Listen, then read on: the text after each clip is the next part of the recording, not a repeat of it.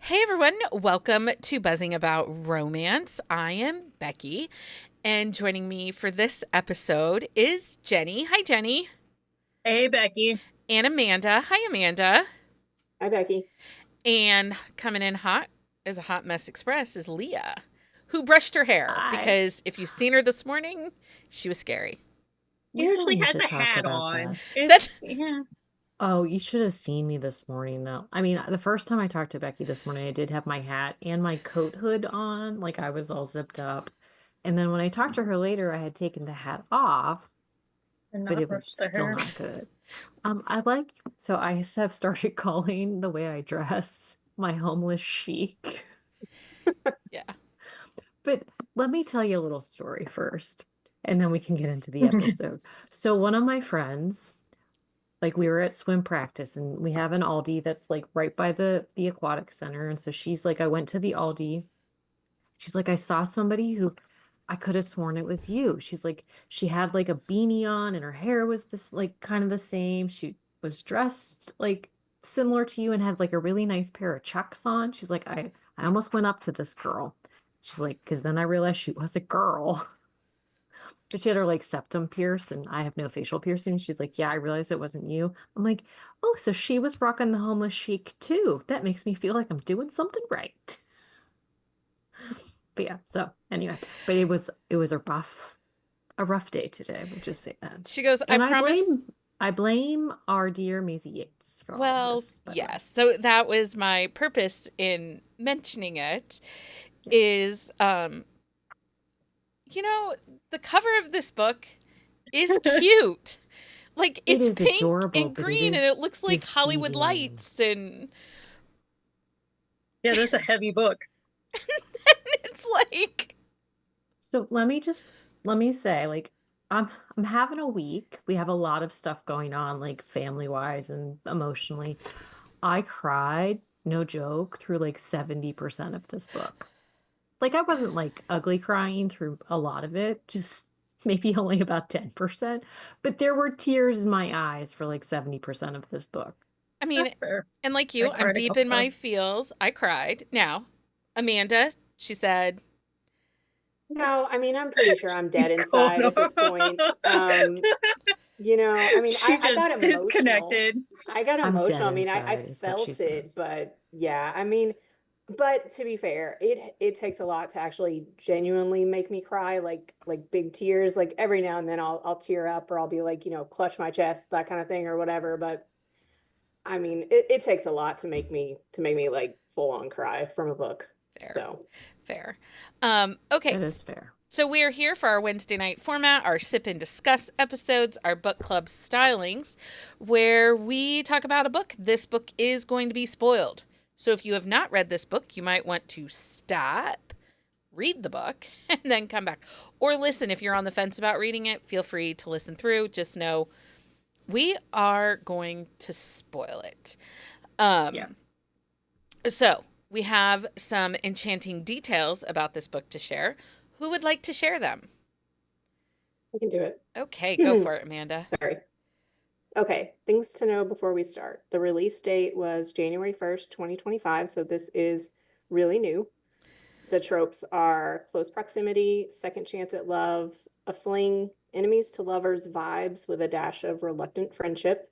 Um, this is a standalone. It's not part of a series as far as we know. The POV is single first person. Put out percentage is 41%. The audio narrator, if you did the audiobook, was Stephanie Rose. This is available for read and listen in KU. It was published by Montlake. Content warnings on this are grief, loss of a spouse, loss of a late-term pregnancy, and wildfires, which that part kind of hit me. I was Yeah. not expecting the Well, I was wildfires, and I like, was like, how wow. well, and I was like, how crazy. Like, Yeah, we know this book was written a while ago since it's a Montlake book, yeah, and all of Well, that stuff was happening. she talks yeah. about how she was inspired. They stayed at kind of a roadside motel, her son and her, as they were waiting to go on a cruise together. She was taking him on a mom son trip on a cruise out of the port in San Diego. And so they stayed at this like kind of kitschy motel before they went on the cruise. And it inspired this story, and she tried to sell it to her editor, and HQN said, "Nah, we're gonna pass." She sold it to Motlake, which great for her, awesome. Yeah. But I do have a bit of a bone to pick with Maisey about this because, and I know it's trad pub, so it gets traditional published author. I consider Motlake one of the big publishers, right? Like, they own a market, right? But I think it's really important to remember authors don't have a lot of control about trigger warnings into their trad pub books. But nowhere in any of Maisey's marketing, nowhere anywhere, and I didn't go scrounge her website to see if she had them on there, but I couldn't, just like, they are not. there are no trigger warnings there. No. This book needed trigger warnings because Yeah. just for the wildfires, especially what's going on in California right now, right? Like, Yeah. so if you're in California and you read this, I'm so sorry. I'm so sorry because I didn't know until I picked it up last week. Yeah, this book it's a lot. Yeah, it's heavy. It was a lot, but it is a lot, but I don't feel like it was too much. Like, you know how sometimes we get an emotional book that triggers on a couple of different levels. So, like, on this one, we have grief. Yeah. You know, both of them have experienced loss of a relationship. He experienced loss of a spouse. She experienced loss of a pregnancy, a child. So even if we go into grief, sometimes we get books that pile on the sadness to show love shines through, you know, even in your darkest moment kind of thing. And sometimes it feels like things are put in just for that shock value. Right. But I don't feel like anything in this felt shock value. But I feel like the way this book was structured, like the grief and like the sad was like the main gist of it, and like the funny moments were those interwoven pieces. Like typically, like when you read a romance, like it's more like the gentle is the book, and then like the sad is like the random like pieces added in. Yeah. I feel like this one, she worked it differently. And had she not, I don't think the book would have worked as well, especially with as heavy as their grief was, because they were both still like very, very in the grief fog. Well, and let's talk about their meet cute. The first one. Like, okay. She recognizes him. He comes into that lobby to check in. She knows who it is. She's really excited, and he basically he has like the Jenni like fortress. Like, yeah, don't he's touch, very don't talk. standoffish. Like, he probably had that moment where he was like, no clue who you're talking about. Like, yeah. Well, I mean, and I think we find out later what his headspace was when he came in there. So she wraps that back around so that you understand exactly why he was acting that way. And I think she did a really good job of that. So some of those early moments that you're kind of like, he's just kind of an asshole. It took 3 visits for them to actually have a conversation. Well, like it was the second one, I guess. Yeah. Because that was the fires, when he helped with the fires. Yeah, and I think, like, as we were talking about, like, the grief going throughout, like, that grief actually, like, helped move the story along, because it forced him to do something. Yeah. Well, and like, there's timeline jumps, but the timeline jumps make sense. So, like, you get when they first meet, and there's very limited interaction there, like, with her and him.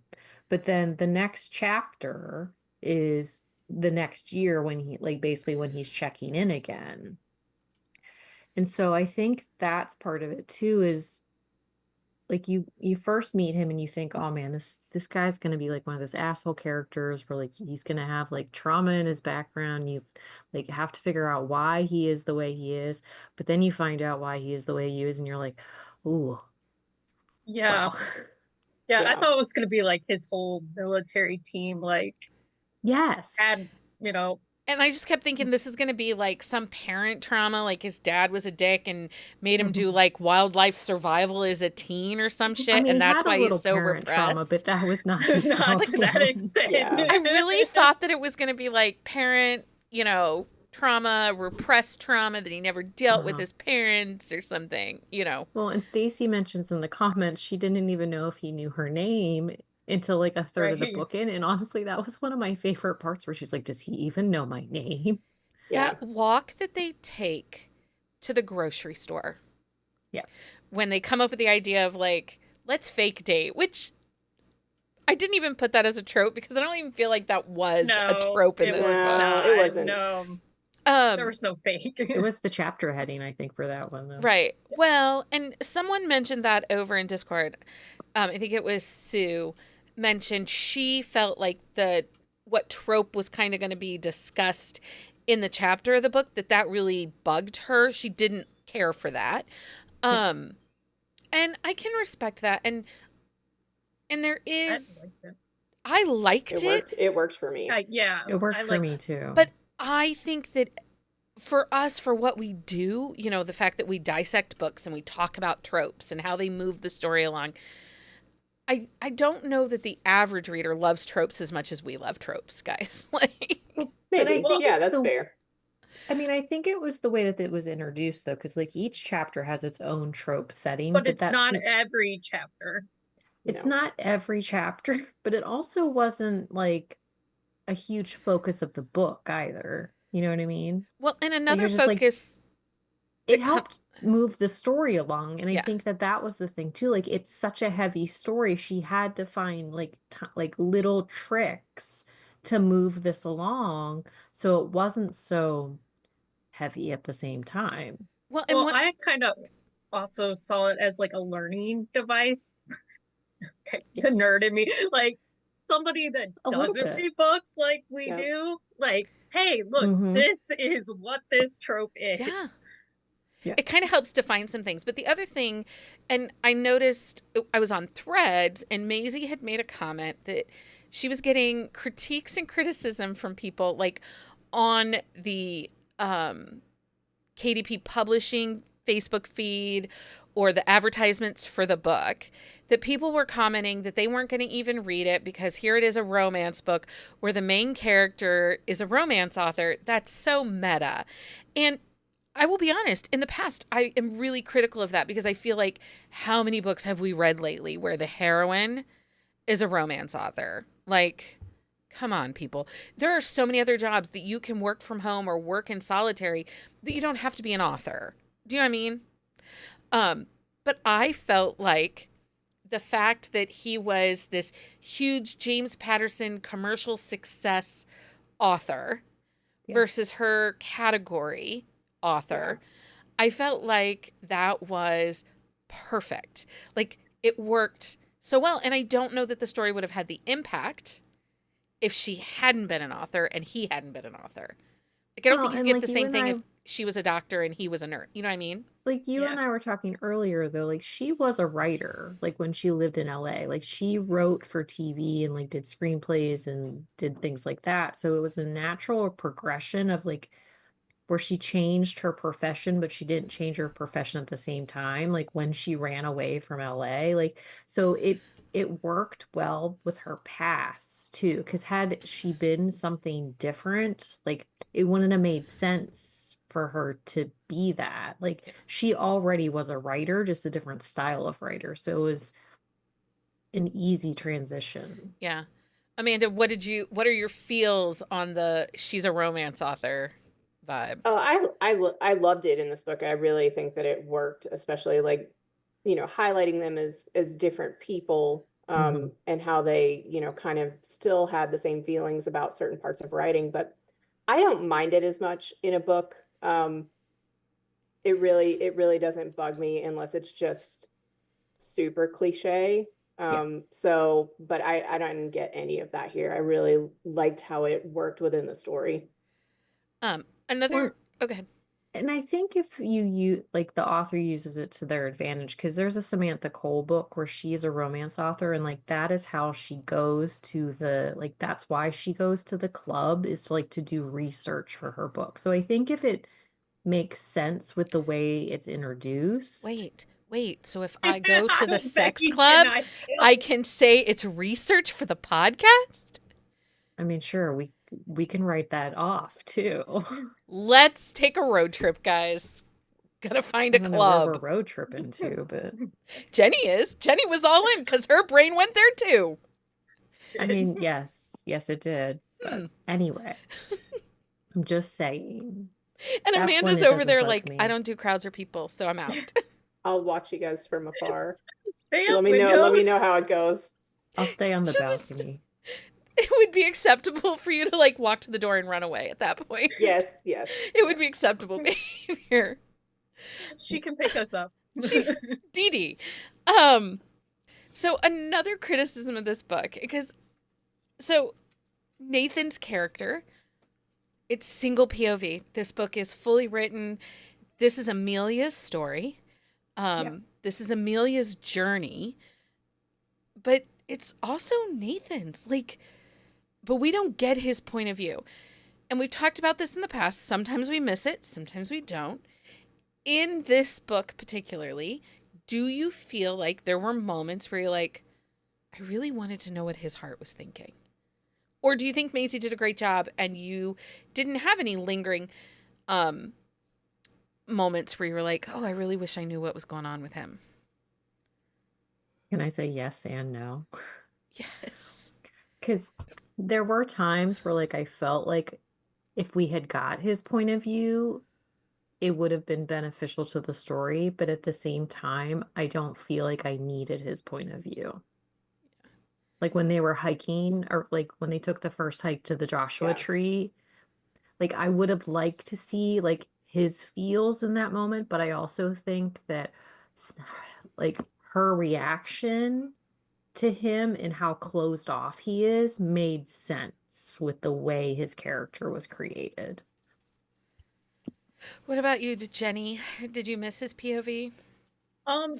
Like when the book was first starting, I kept like thinking like, are we gonna get his? But along the same lines, like I don't think he knew enough about like what was going on in his head that Yeah. it wouldn't have been like repetitive. Yeah. What about you, Amanda? Did you miss it, mind it, kind of I want it? think like Leah, I think there were a couple of points where it would have been beneficial. My only real one was at the very end. Because I Yes. thought it Yeah. was really like it happened really fast, and we're at 93% and he's still saying we can't be together and he's gonna leave. Yeah. And I was like, wait a Like, minute. I when was like, he's so I when he really drives wanted, away, yeah, like I I would really have liked wanted in like his that. head, Yeah. like at that moment, probably, and that could have been it. Like that would have really, I think that for me would have been where I wanted it. My Yeah, moment was like a 3-page Yeah. like him driving away and having this like aha moment. I would have been good with. my moment for me was when he was in his room and she finds him drunk. Oh yeah. that would be a good one. I mean, at that point in the book, I think that there were like huge tears coming down my face. I was deep in my feels at that I was moment. already a mess. Like there was no not crying at that point. But I would have liked to have understood. I find this is so like kind of morbid. I find grief slightly fascinating how different people deal with grief. Like, Yeah. When my dad died, I used humor. Like people would call and ask for my dad and I would be like, dude's dead. He's not here. Thanks for calling. Or, something would come up. My mom would be stressed and upset. And I'd say, oh, let's go throw rocks at his grave. Dude is dead. And so he was so he kind of shut himself off. Yeah. And you get the feeling that in his grief, he didn't have community. The closest thing he had community to was the pink flamingo. And he wasn't really connecting with them. So his grief was isolating. And I would have just liked that moment. That's where story mechanics like a best friend or text conversation come into play. And I just wish I'd had that moment. But I think the fact that his grief was so isolating, it worked that we didn't get his thought process. Yeah. Okay, well let's talk about the setting of the Pink Flamingo, which was its own character, all on its own. The way she opens up talking about how she stumbled upon the listing and decided that could be her space. Because never do I look at roadside motels and Right. think that's my place. That's my community. I'm going there. I will say though, when you were in that moment, you think about like what you could do to make your life completely different. Yeah, and this was completely different from her Hollywood life. Yeah. And I love the characters of the pink flamingo, her best friend and her daughter. And in the end, when you Yeah. find out that she had named the child she lost Emma, and then her best friend that she Oh, made friends with like had ugly little Emma, cry. like had Emma, I'm like, Yeah. Yeah. what? Talk about meta. That's where the meta is. Like, Yeah. you're supposed to be in that moment, I guess. And Yeah, that was a rough part Yeah. of the book. but Yeah. okay, first of all, as we were going through the story, I thought for sure one of the old ladies was going to die, and I was like getting ready to be angry. Because she, Why like, would you even put that in the universe? Because I would have had to DNF it. I'm sorry. If that had happened, I would have been like, sorry, I'm Why not going to would be you on say Wednesday. that? but there were conversations where, like, have you seen Gladys? Or have you seen Alice? And they kept talking about their ages. And I'm like, Yeah, Alice what is is she? Why like would you do that 95, to so us? she's gotta My be like brain I love didn't Alice. even 97. go there. So Becky has claimed Gladys. I am claiming Alice. I love Alice. Yeah. I feel like if my life was a little different, I would be an Alice in my future. She is a mighty oak. I'll be Wilhelmina. Wilhelmina. It's okay too. I'll be But when she's like the dude. The dude. Alfred. Albert. Is it Albert? Albert or I think, Alfred?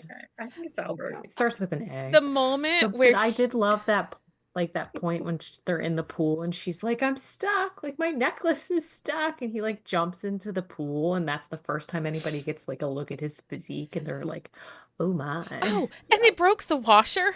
Like they Oh my gosh. unscrewed the Took washer screws. so it wouldn't work. You Like, might you're need not gonna these. figure that out. Like, but so And then those she just hands him ladies, over. Yeah, like they weren't even trying. Like, what was the one in the lobby? What happened in the lobby? Something that Oh, they don't did. remember I that don't one. know. Those ladies it's were. where oh, she- one of them passed out. That's what it was. Oh. That's what it was. It was Gladys because he had to catch her. That's right. That's right. And she's like, I would have liked mouth to mouth. They were so naughty, but they were so delightful. But, you know, But they were such a strong. oh, the dancing.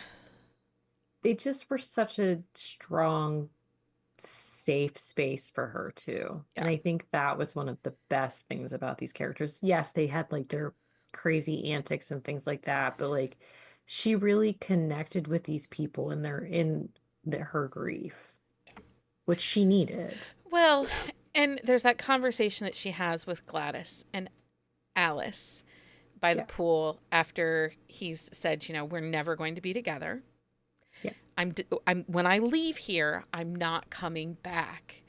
And, you know, she realizes that in her own way, she had created some walls and some isolation and hadn't, you know, these people were living in her space and she was creating community, but she wasn't fully sharing everything that was going on in her heart or what she had come from because none of them knew about Christopher, which, I mean, dude deserved like waterboarding and swirlies for being an asshat.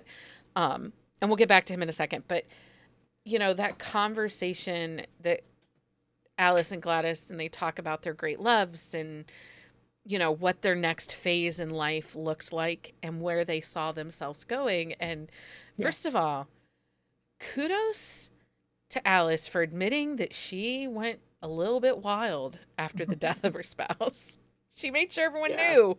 She tried a couple dudes out to make sure to scratch the itch. Yeah, they just were so real. So Like, real. They showed her and like told her like the grief is okay, the grief will always be there. It's what you do with the grief in the long run that makes the difference.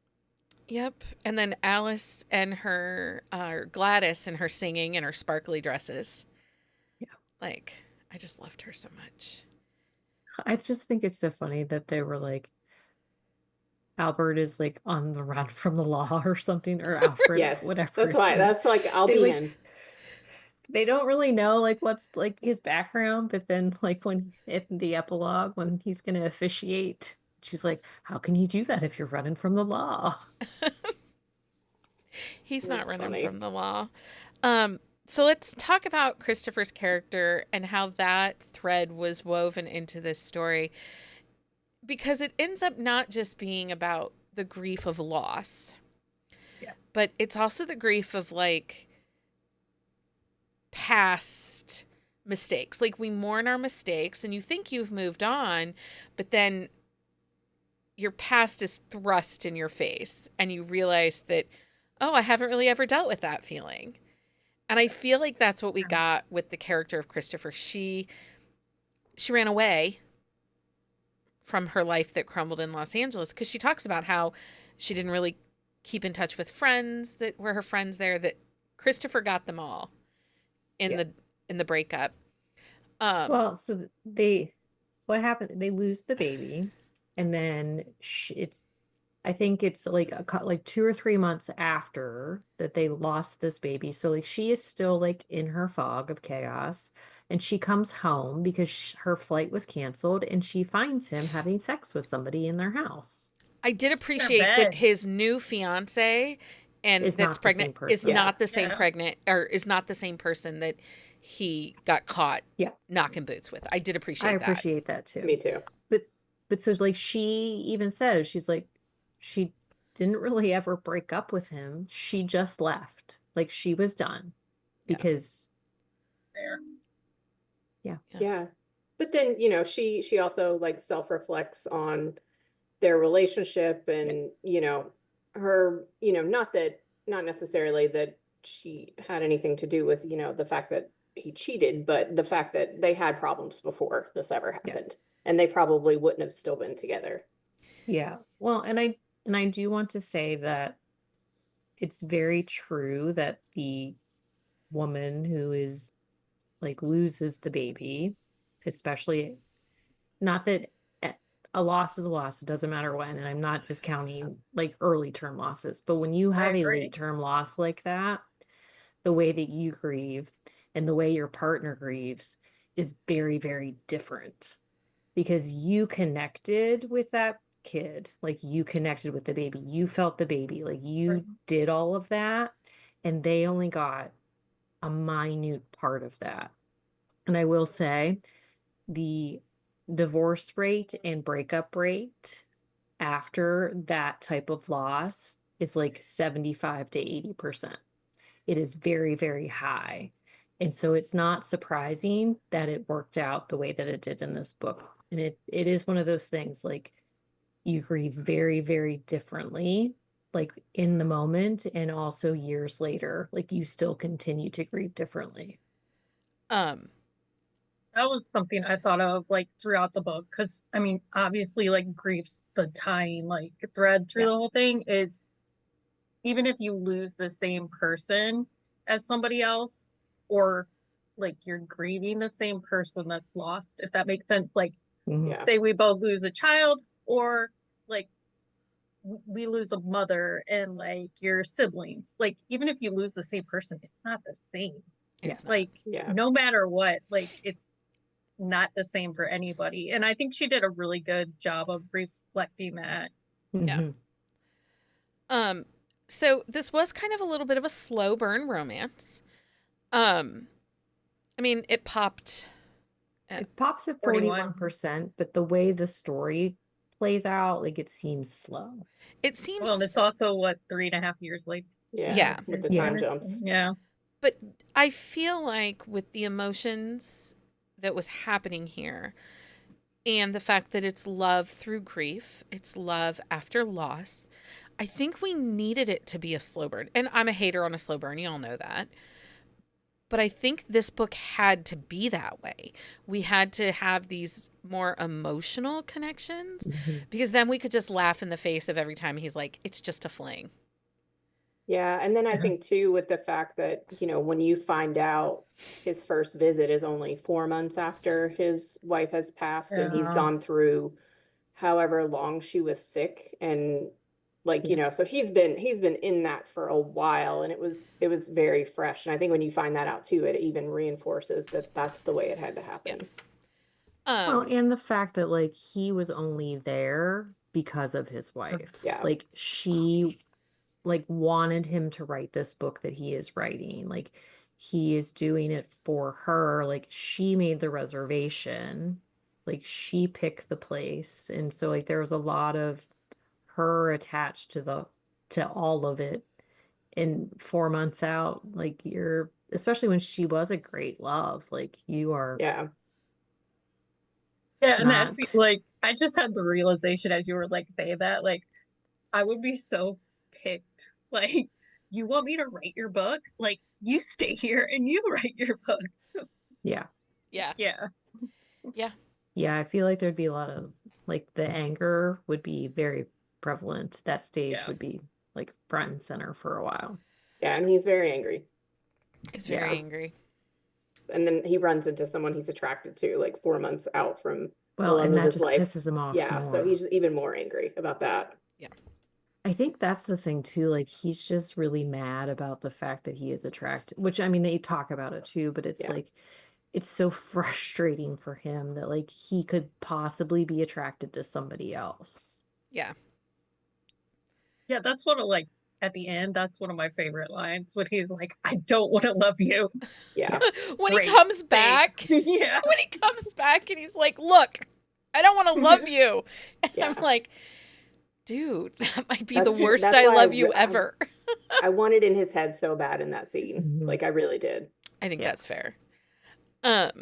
And the epilogue is a wedding.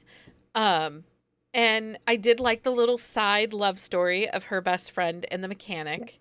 And that, Yeah. it's kind of that shadowing of this guy saw me at my worst and says that he can still love me and see that I'm not always at my worst.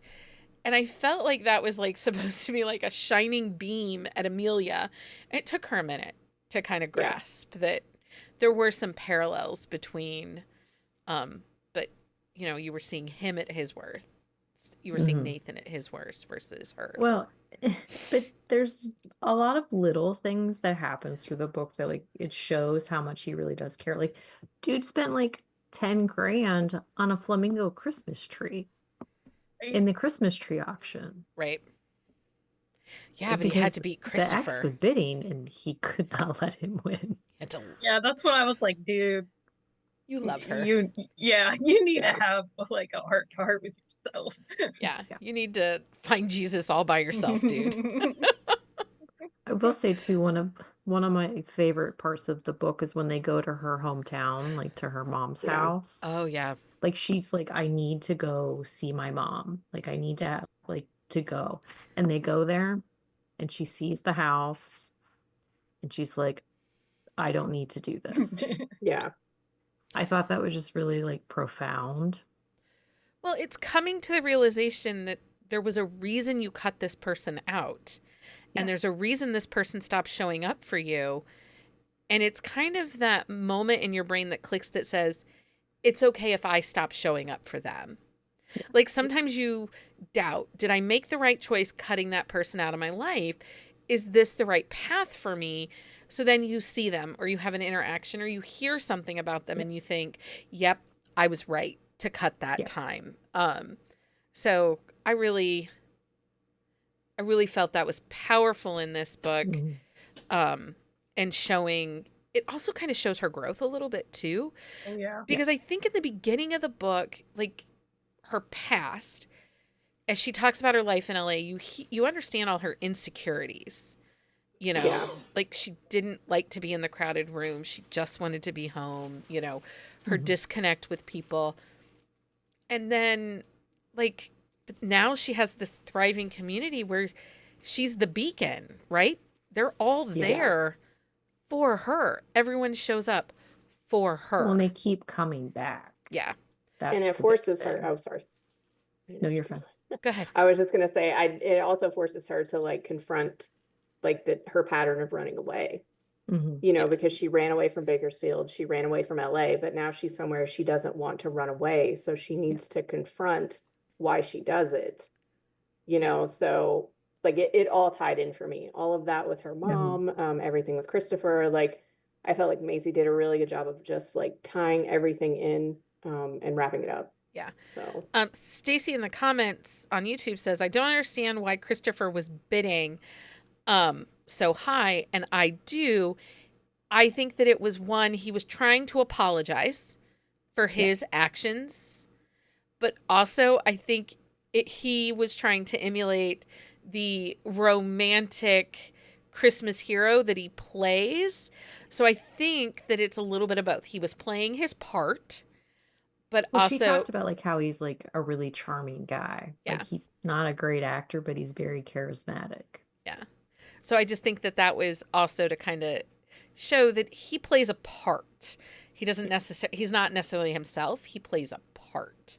Well, and I think that's part of it because he like has called her a couple times since he found out that she was Right, that there. Zoom meeting with the crazy production Well, 'cause- community. so they have theater this director? whole like desert. It's a very desert Christmas, and they're She's like insane. creating all of this stuff, and they're inviting people for this auction to raise money for the wildfires.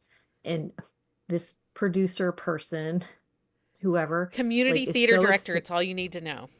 She was a director in Yes. community So theater. she is like, we got this actor. He's in all these Hallmark movies or like Hallmark-esque movies. I don't know if they actually called it Hallmark, but like, and then said his name, and Amelia's like, oh fuck. But she Like, doesn't. it rolls out the screen.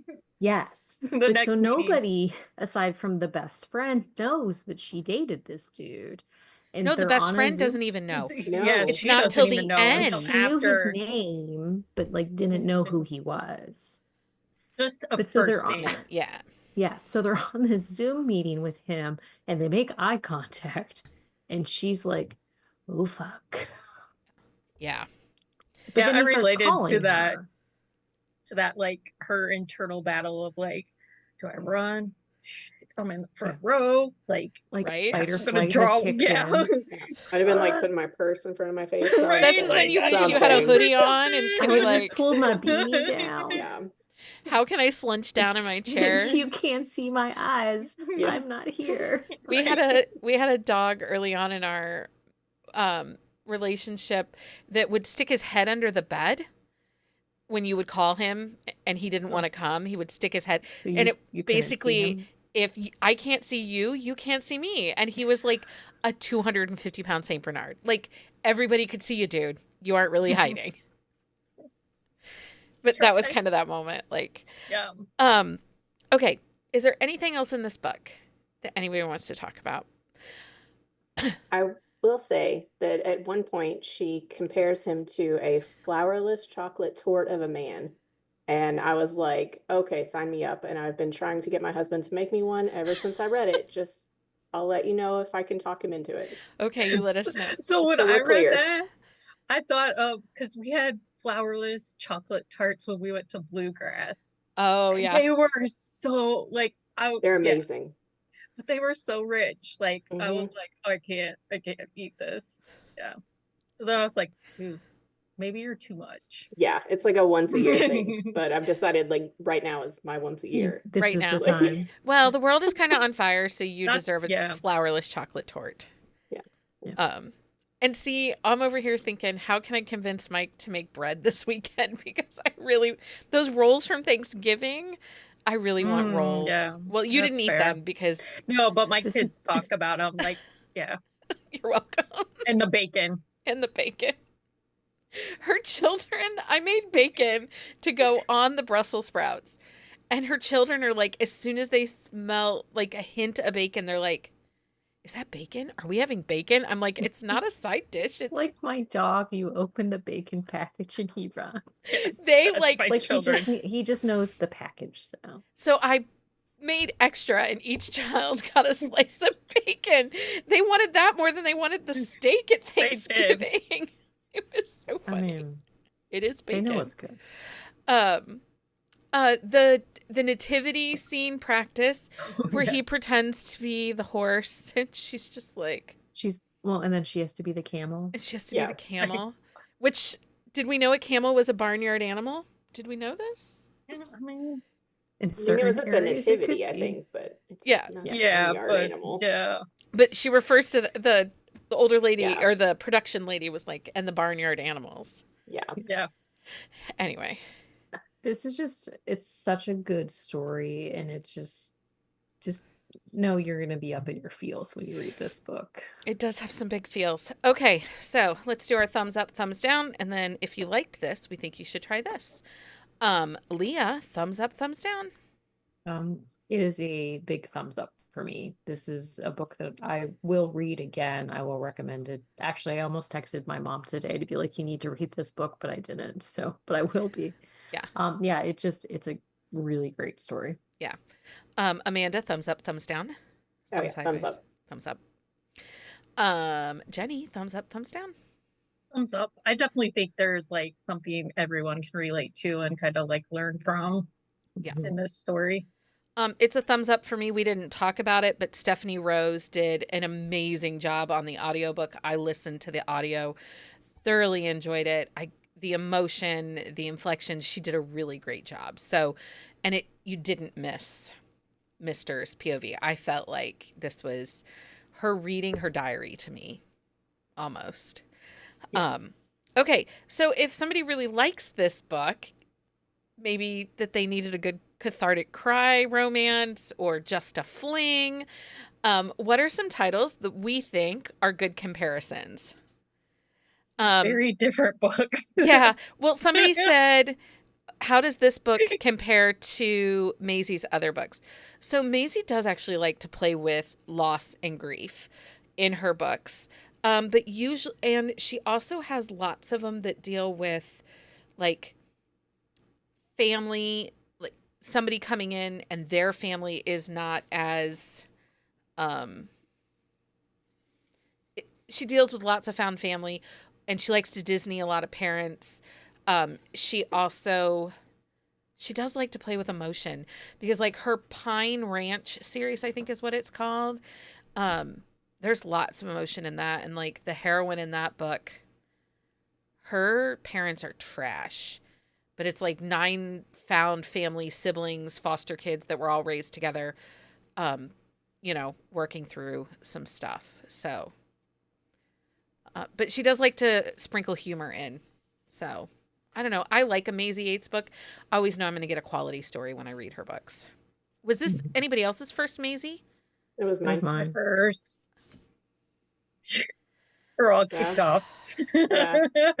Maybe we'll There are kick too many Becky off the books. island. There are just too many books. There are too many books. She has a Amanda and I lot. had we had this conversation today. Yeah. There's So just- like little blurb at the end even says like she has over 100 books. I'm like, no wonder you had a daily word count, lady. Like Upside, though, she does a lot of categories, so they're not super long. Shorter. they're shorter books. Okay, so if somebody likes this, what else should they try? I only have one, Go for it. so I'll go first. The King of Nothing I by just Aurora wrote Rose that one Reynolds. down while we were sitting here because I thought about it. They're both dealing with grief. It is kind of like it's not really vacation, but they are both away from where they normally call home. Like if you haven't read that book, please just read that book. Alora and Roman are just, I mean, big feels in that one, huge feels. There Well, are a and lot of big he's feels running in from that. grief. Yeah. And So- she's not running from it, but she's dealing with it. So kind of similar to Amelia. Yeah. They're both like working through it. It's hard. There's some big feels. I also think For Never is another one by Aurora Rose Reynolds that has kind of the grief and also the relationships and when it's worth pursuing and when it's worth walking away. I think there's a lot in that book of that too. Also, Especially that with, one is just her POV also, so you Yeah. get that like side of it too. is King of Nothing just her POV? No, it's dual. No, it's dual. Okay. Yeah. couldn't remember. I have one also, just Yeah. one.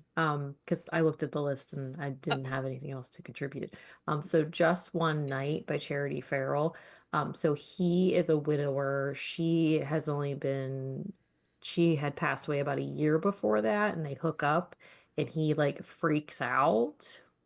And then the rest of the story is like what the aftermath of the hookup. But Yeah. it's done really well because like for I'd say like 85% of the book, like he is still like struggling, but it makes sense. And you know how we read Lorenzo, and by the end of Lorenzo, I was like, I don't know if I really believe it that he like the wife that had passed is still very much in the relationship. There were But 3 this one people I in didn't that feel that way. relationship. Yeah. You can steal any of the ones that were on my list. I just went It's looking. okay. You can talk about them. Jenni, did actually you? have one. Yeah. Okay. Igniting Ivy by Samantha Christie. Yeah. Ooh, that's a good Um, one. Yeah, it's the same like loss of pregnancy and aftermath and the grief, and that has some messy in it. Oh, she likes messy. I also Yeah, think but Danica's first book in her hockey series, I think is it Game On? I think that book, Let me look it up. she's a widow, and it also is dealing with pregnancy and loss. Yeah. Something It's not unexpected. Game On. Let me Not look. what's the first? It's the first one. Yeah, I'm Dinah. looking. Something Unexpected by Vi Keelan. The grief is present. Like Oh, that's the one where grandma's dying and is taking the they're on hospice the grief approach. tour, Yeah, the basically. grief tour.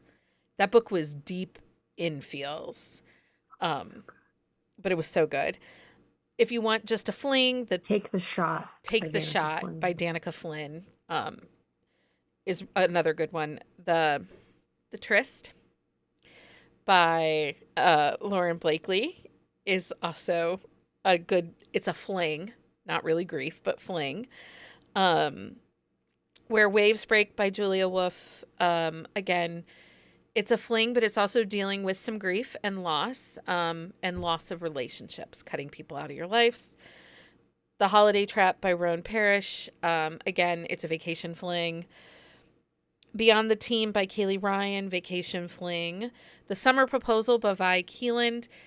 If it didn't bother you that they were both keeping secrets in this book, because sometimes keeping a secret, even from the reader, can by the end you as a reader feel betrayed on top of the characters feeling betrayed.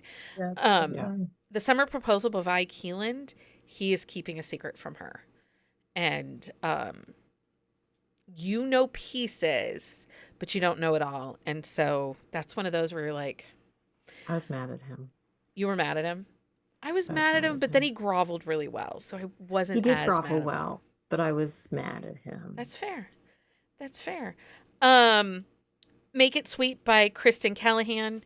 If you liked the flourless chocolate torte comment, read that book, because baking for her is his love language. I'll have to move that up. I'm all over the place, but yeah. It's so good. That book is so good. Hooking Up by Helena Hunting. It's the grief of a relationship being over, but also a vacation fling. Her groom gets a blowjob at their wedding reception, and it's casted over the microphone that he's mic'd with. And she walks out of her wedding and goes on a vacation. One should. Right? Maybe rip up that marriage license. Yeah, don't file that. Summer Rental by Mary Kay Andrews. It's also, she inherits a motel or summer rental, and there's some grief in that one also. And then Tour Wars by Carla Luna, again, vacation fling. And I think that's all I have. Did I miss any other books? I don't think. I don't know. I didn't know I needed the cry until like 5 minutes before I can jump on here. Usually until she says it, and I'm like, oh. You had a bunch that I thought of, or a couple that I thought of, and then that was really my only other. Yeah. Like I said, Vacation Fling also, I would say The Legacy by Dylan Allen is really good, especially if you want to like he doesn't want to be in a relationship, like they don't, there's big almost kind of like family drama with that one too, but that's a really good Vacation Fling one. I need to move Dylan Allen up on my TBR. She's been there for too long. It's like very big, Same. like Dallas Dynasty vibes in the series. Like I Oh, really I'm want to get there back for to that. I really want to get back to book two. I love It's those like seemed, saga yeah. chaos books. Maybe we need to move that up to our sip and discuss TBR. Maybe. Anyway, thank you everyone for joining us for this episode of Buzzing About Romance. Don't forget, we'll be back this Sunday for more romance book fun. We are going to provide you with the ultimate big game TBR. And the big game we're referring to as the Super Bowl. But you can't say Super Bowl because you'll get fired. But you had to clarify. But I wanted to clarify it. Just make a note. Well, you'd never know what kind of big game we might be talking about. Right. I mean, I did the episode with Heather where I said the title was Going to the Club, and we talked about book clubs. Do you know how many nasty messages I got from people that were like, I thought you were going to talk about like sex clubs, and now you're talking about book club. Yep. And I'm like, I'm so sorry. I mean, that I is thought the same fair. thing though, so I can't say anything. She hasn't had she hasn't gone on her field trip yet. She can't do that episode. We need to do some research. That's true. I bet Heather would go on a research trip for us to that. She'd be a she total would. looky-loo. I'm still, what was the comment that she said the other day? Group your poop or something? Oh yeah. Oh, was forget. But yes. Yes. I was dying. Anyway, I so couldn't handle that. Like, I shut down after that for a little bit. mark your calendars for next Wednesday where we are diving into Blindsided by Eden Finley. This is a book that Heather has declared she will accept no criticism on. Oh, Lindsay said it too. And Lindsay said it too, so. I mean, that's a pretty high order for Lindsay. Right? It is. So we all should be reading that this week and getting ready for next. Anyway, thanks everybody for hanging out with us tonight. Of course. Until next time, everyone. Happy reading, everybody. Good night. Bye.